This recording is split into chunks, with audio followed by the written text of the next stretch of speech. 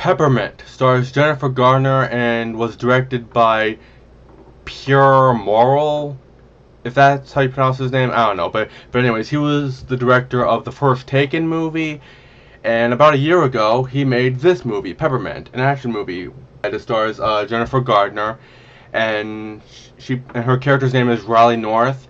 She's like a normal like a normal person living her life. She has a husband and a daughter who's like maybe like 8 years old or whatever, and she's like a really nice woman, and she seems to have like a great personality, and so yeah, she's like just living her life, but then these gangster thugs just come out of nowhere and murders her family and tries to kill her, and after she's shot, she does witness the people that murdered her family and tried to murder her, and so she identifies them all. And just when she thought that they were about to face justice, unfortunately, they ended up walking away into freedom because of some lazy district attorney, a horrendous asshole lawyer, and a horrible judge. And so throughout 5 years, she hunts down these people to try to kill her family and other people who are involved, and it becomes clear that the people who shot and killed her family was actually led by this mob leader or whatever. And so that's what this movie is pretty much about, and that's pretty much what this movie is about. This movie is entertaining. I like this movie. Although I know this movie got a lot of bad reviews, but I didn't think this was bad at all. I really enjoyed this movie, and it is kind of disturbing. Like shortly after the beginning, you see like these court people, like the judge is like they just let them walk away because of what terrible people they are. Because the lawyer who was like defending them, like, I mean, if you watch the parts in his movie, you can see that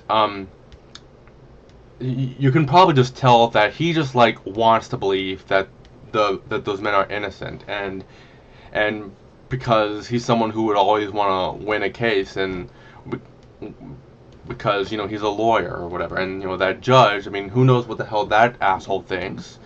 And it's like, but I'm not going to get into spoilers, but like after it goes back to it starts out in the present day when Riley North is all like beaten, and then it goes, and then she continues to and before she continues to do business, she it goes back to like the part with her family, and for about like 20 to 25 minutes, and then it goes back, and then some of the things that she did that she did afterwards throughout the 5 years, she does something that I would probably do the same thing because of how terrible those people were. I mean, not like, the people who are responsible for those murderers walking away, so yeah, this movie does have some pretty good action sequences. Although I would have to say the story of this movie, it really could have been better. I mean, there are some good action sequences, and so yeah, and this one cop who was probably a sergeant or whatever. I can't remember that character's name, but he was played by John Ortiz, who is actually a really talented actor. I've seen John Ortiz in other things, like he was in A Dog's Purpose, Kong Skull Island, and then after Peppermint, he was in Bumblebee the movie. John Ortiz is actually a really good actor. I admire him. He's a good actor, and so yeah.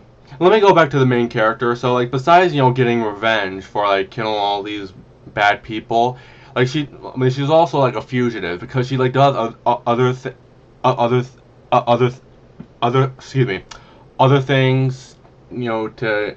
so she can like learn how to fight and shoot, like stealing guns from a gun shop or whatever, and for other reasons she had to like rob banks or whatever. But yeah, I mean, none of that would have happened if it's like, if if those people that shot at our family had been locked up had been locked away in the first place. But it didn't, so it led to all this. And then there's some other cop characters, like they're like trying to find Riley North and also trying to figure out what's going on. And then towards the end of the movie, there was something that I considered a twist, because I actually didn't expect coming. But when my mom watched it on Redbox, it was actually kind of a little predictable for her, but I had no idea. But like they're not. But I remember when I watched it in theaters, there were some other people that were actually shocked, and so I'm sure they didn't expect it at all, like I didn't. But so yeah, I don't know what much else to say, but like it has good acting. Jennifer Gardner is really good in this movie, and like I said, so is John Ortiz. Everyone's acting in this movie is good. Um, hmm. I'm a beginner, and I haven't reviewed so much movies. I don't know how to explain much things, but all I can say is that this movie is entertaining. So yeah, but wasn't one of the best movies of last year, and I would say I can think of one issue I would say with this movie is that like there's a couple of things that happens like let like when you're still not quite halfway through the first part of this movie, where you just hear some things that happen and they actually don't show it. I mean, I'm not gonna say what they are because it'll contain spoilers, but there are a couple of things that like happen that you just hear of what happened, but they don't show it, which I kind of wish they did.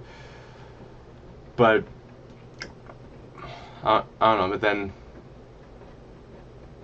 and and I will say the main villain in this movie is actually kind of interesting, and like I mean there are some like things about him, and I will say he's like one of those villains that has like a relative like this movie. He has a daughter, but I don't think she knows that her dad is like a horrible, evil criminal and a murderer.